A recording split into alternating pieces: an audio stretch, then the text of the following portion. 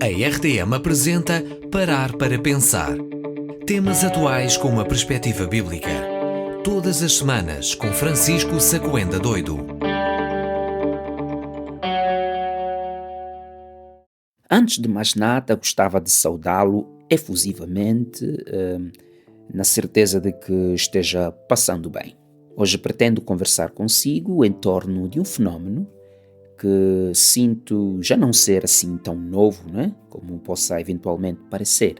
Quero crer que é um fenómeno religioso que se vem registrando um pouco por toda parte, diferindo obviamente apenas em questões dimensionais nos seus efeitos. Portanto, em alguns lugares este fenómeno é muito mais nítido, enquanto que noutros ainda é sentido, os seus efeitos são sentidos ainda de forma tímida, digamos assim. Bom, o fenómeno a que me refiro é no Brasil chamado como fenómeno dos desigrejados, né? Não sei como é que se chama aqui em Portugal.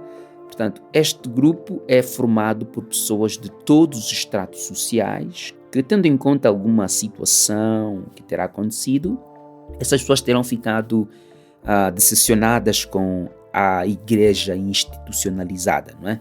Decidindo então viver uma fé do tipo individual.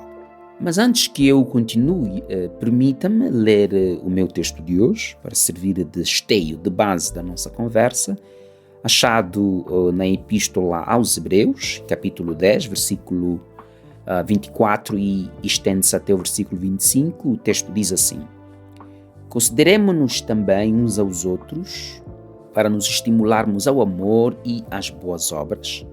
Não deixemos de congregar-nos como é costume de alguns, antes façamos admoestações e tanto mais quanto vedes que o dia se aproxima. Bom, eu irei voltar às nuances deste texto daqui a pouco. Por agora vamos conversar sobre o assunto que apresentei logo no início desta conversa, né? Os desigrejados, ou evangélicos ou católicos sem igreja. Portanto, não são ateus, eles continuam sendo pessoas que leem a Bíblia, oram, portanto, continuam desenvolvendo atitudes naturais, vou assim dizer, de um cristão, mas que simplesmente não estão associados a nenhuma confraria cristã, a nenhuma igreja. Então, estes desigrejados compõem um grupo enorme de evangélicos e, como já disse, que se acham decepcionados com a igreja e alegam servir apenas a Cristo, né? Eles têm inclusive uma confissão de fé onde eles afirmam que Jesus sim, a igreja não. Portanto, eles querem o Cristo, mas não querem a igreja de Cristo. Sobretudo a igreja institucionalizada. Na linguagem de Wayne Grudem, a igreja como nós a vemos. Bom, as razões para tal posicionamento são geralmente mais de caráter sociológico, psicológico e eu diria às vezes também ideológico. Ideológico no sentido de buscar por liberdade, salvaguarda de interesses e opiniões próprias e pessoais. Não é? Bom, eu diria também que estamos voltando outra vez a um fenómeno do Éden, não é? Onde, na brincadeira posso dizer, onde os Adões, não é? Querem voltar a ser como Deus. Bom, pense comigo. Se lhe entregasse um papel branco agora e te pedisse para escrever algumas razões que levam determinadas pessoas a dizer que amam a Cristo, mas detestam a igreja, eu gostava de saber quais seriam os pontos que estariam nesta sua lista. Mas eu vou tentar aqui arriscar-me a sugerir alguns que eventualmente poderão aparecer no seu papel. Certeza que se alguém escrevesse alguma coisa a favor ou por que as pessoas algumas pessoas se consideram agora sem igreja, essas pessoas geralmente teriam dito coisas mais ou menos assim. Cansei de ver pastores, padres e bispos envolvidos em escândalos morais, escândalos financeiros. Ou alguém também teria dito, eu sinto que a igreja se tornou um meio de enriquecimento de pastores, padres, bispos e posições semelhantes. Ou ainda alguém irá dizer que acho que a igreja se tornou uma prisão, cheia de regras, onde o proibir e o controlar passou a ser visto como sinônimo de espiritualidade, ou até gostaria de ter uma igreja mais liberal, onde cada um viva uma vida do seu jeito e sem que ninguém interfira na vida particular e nem na escolha de outras pessoas, né? Nas decisões de outras pessoas. Também no papel, eventualmente, apareceria o facto de que alguém poderia escrever que nesta lista que já não gosta do sistema religioso porque o sistema religioso tem vindo a mostrar que não conseguiu responder às mudanças do tempo e continua pregando um evangelho virado para o passado, falando de realidades que para nada fazem sentido no dia de hoje, né? Ou então iríamos concluir também que as pessoas precisam ser elas mesmas e que os pastores, padres e bispos e profissões semelhantes devem entender de uma vez para sempre que o tempo de autoridade terminou. Hoje o que cada um quer é viver a sua vida e do jeito como entendem, portanto, sendo cada um a sua própria autoridade, sem que alguém externo a nós nos vá dizer o que devemos ou fazer ou não. Bom, eu acredito que esta lista deverá ser um tanto mais longa ou mais curta do que a minha, vai depender muito do seu ponto de vista e do seu arcabouço crítico também, não é? Mas antes que eu avance, quero fazer uma pergunta que eventualmente já esteja à espera. A pergunta é meio agressiva, mas permita-me que a faça. Você se considera uma pessoa desigrejada? Portanto, uma pessoa que decidiu agora ficar em casa e não ter compromisso com nenhuma igreja institucional? Você faz parte da lista de pessoas que está desapontada com a igreja institucional? Ou então eu acrescento, para ti esta coisa de acordar aos domingos de manhã e sentar para ouvir alguém tentando te ensinar como viver a tua própria vida, não é? Você considera já isso coisa do passado? Ora bem, se a sua resposta for sim, então seja bem-vindo a esta conversa e acredito que estou falando com a pessoa certa. Além de não mais frequentarem a igreja, não é?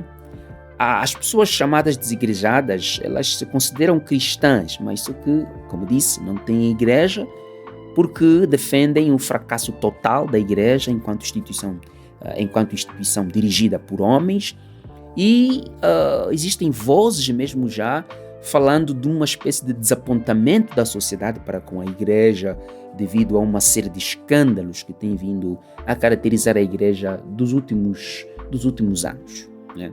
E como resultado disso, então, assiste-se a um cenário de igrejas vazias, um pouco por toda a parte, sobretudo na Europa, não é? Quanto muito frequentada por pessoas de idade acima dos 50 anos, na maior parte dos casos é assim que tem sido. A pergunta que não se quer calar é: faz sentido todas estas razões que as pessoas apresentam contra a igreja para deixar de frequentá-la? Vamos ver então o que diz o meu texto de hoje. Talvez seja necessário voltar a lê-lo outra vez, não é? Hebreus capítulo 10, versículo 24 a 25. O texto diz: consideremo-nos também uns aos outros, para nos estimularmos ao amor e às boas obras. Não deixemos de congregar-nos como é costume de alguns. Antes façamos admoestações, e tanto mais quanto vedes que o dia se aproxima. Aqui está um texto que acredito estar falando de uma situação semelhante, não é? O autor apresenta 3 razões por que precisamos permanecer na igreja. Importa referir que estas palavras foram escritas num contexto de perseguição contra a igreja, não é?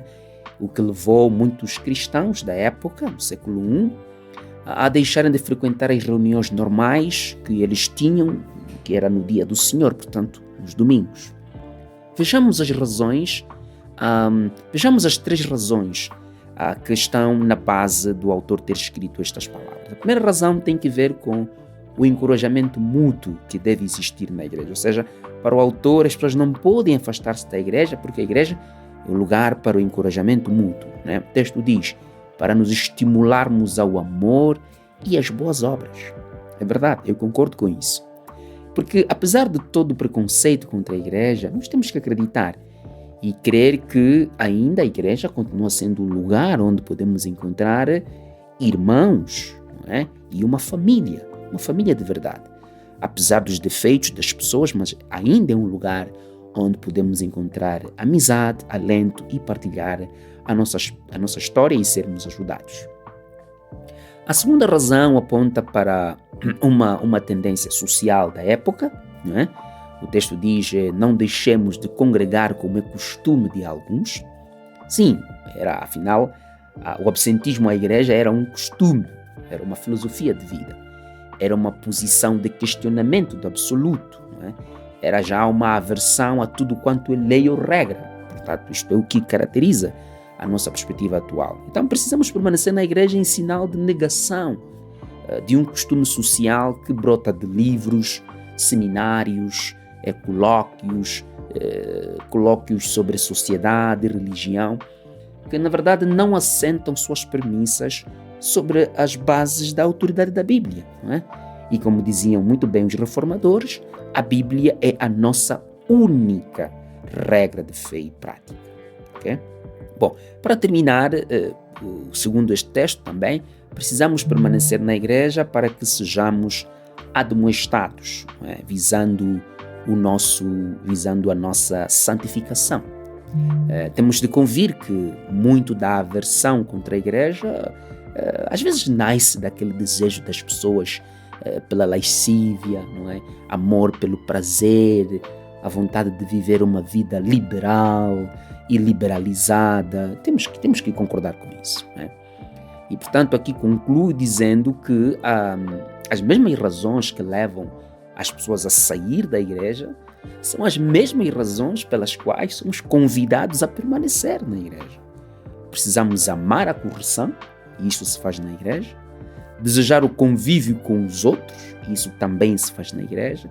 E, sobretudo, reconhecer a soberania de Deus em todas as áreas da nossa vida. E esta soberania de Deus é comunicada pela pregação feita pelos seus servos, onde a autoridade da Bíblia confronta o relativismo de nossos dias. Eu espero que você não seja um desigrejado, não é? E caso sejas, então tire um tempo e fique pensando biblicamente, repito, biblicamente, sobre o que Deus pensa a respeito disso, e até a próxima conversa e fique com a bênção de Deus. Apresentamos Parar para Pensar, um programa semanal com Francisco Sacoenda Doido. Este conteúdo está disponível nas principais plataformas digitais. RTM. Conhece todos os nossos programas em rtmportugal.org. Uma produção da Rádio Transmundial de Portugal.